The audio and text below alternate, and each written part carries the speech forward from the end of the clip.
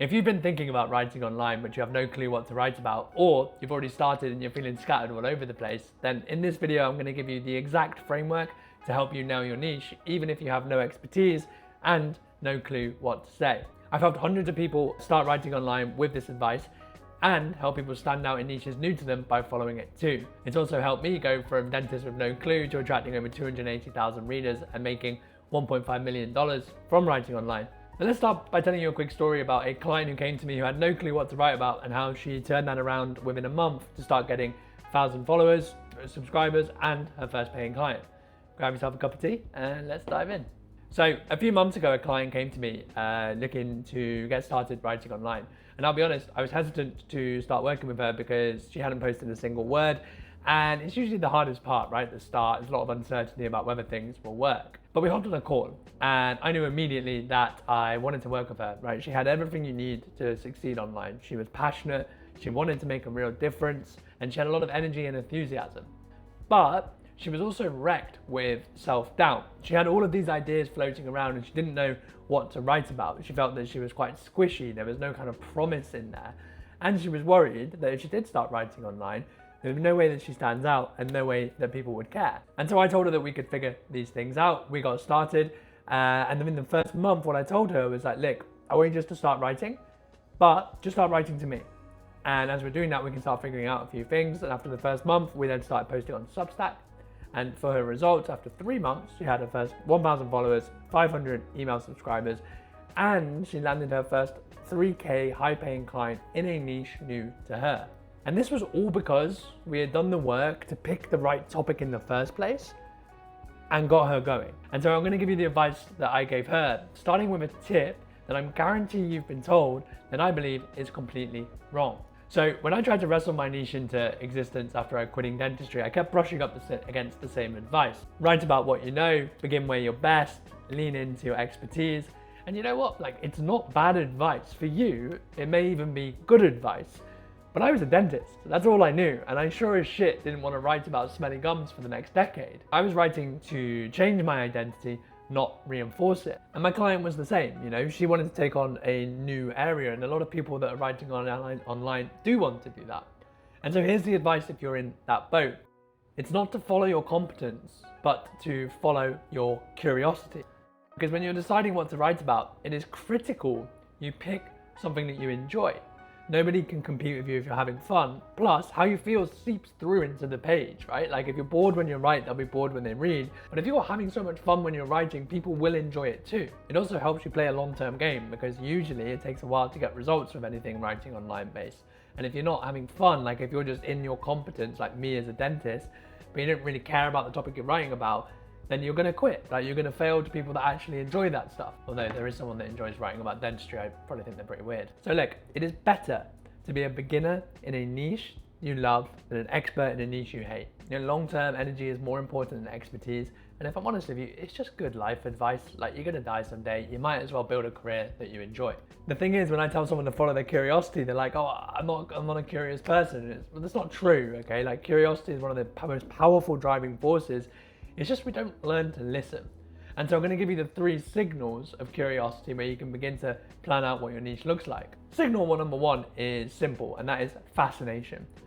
What fascinates you will fascinate your reader. And the truth of it is, the most interesting writers are just interested people. In fact, one of the best writing tips I can give you is just to treat it like a note to self and teach yourself in public.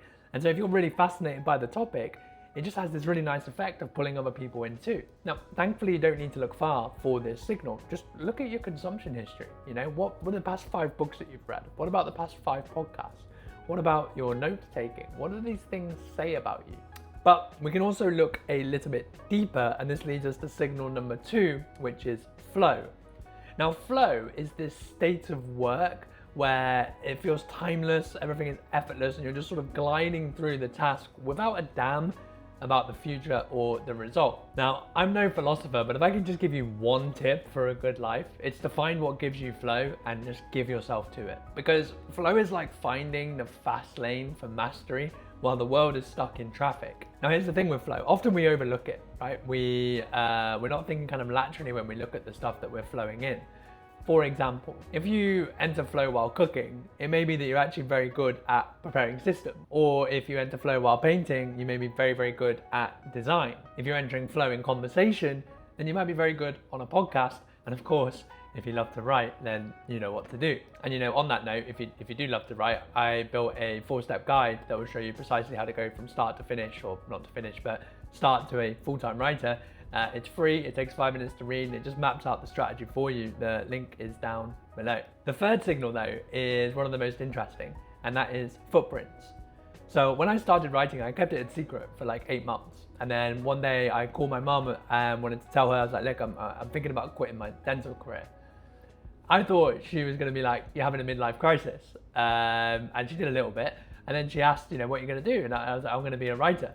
And she ended up just laughing with a warm Irish cackle, and she was like, oh, of course. And I was like, what do you mean, of course? And she was like, look, kid, when you were at school, after school, you would just run up to your room and you would just write these crazy stories every day. And it just all came flooding back to me. And the problem was, so there was a very good signal of something that I'd be good at. But as I grew up, I pushed it to the side. I was like, it needs to be more realistic. You need to go down paths that offer more status, more reward, and that's why I went down this dentistry route.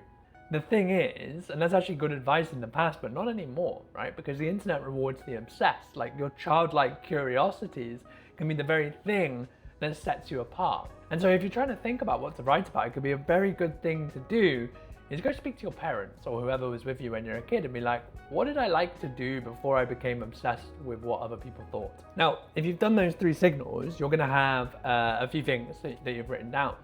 But what I will say now is that we don't just throw away our competence. Skill is a very important differentiator. The better you are at what you do, the more reputation you unlock, the more prices you can command, and the more people pay attention because you have more proof. And so we do want to lean into that if it aligns with our curiosity.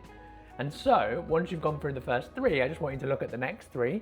The first signal is knowledge. So what do you know better than 95% of people? Now, the important note here is that I've said people, not competition. A lot of people think that you can't write online because you're not an expert. But waiting to be an expert to writing online is like waiting to join the NBA before you start shooting hoops, okay? Like, the journey is the point.